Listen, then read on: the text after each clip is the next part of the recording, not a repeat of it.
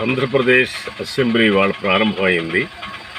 జగన్మోహన్ రెడ్డి గారు వారితో ఉన్నటువంటి ఎమ్మెల్యేలు మొత్తం 11 మంది సభకు హాజరయ్యారు.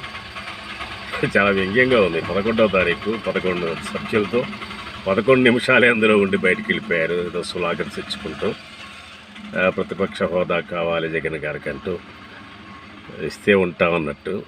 ఇస్తే పోయిందే ఉందండి, ఇవ్వచ్చు కదా ఆయనకి. అసలు ఎంతవరకు ఆయన నిలబడుగుతాడో లేకపోతే వాళ్ళ చేతుల్లో ఓడిపోతాడో మాటలతో ఆగలేక, లేకపోతే ఈయన మాటలు ఆయన తట్టుకోలేకో ఏదో రకంగా వీళ్ళ జడగొట్టుకుంటున్నారా వాళ్ళ జడగొట్టుకున్నారా అనేటువంటిది అర్థం కావడంలా.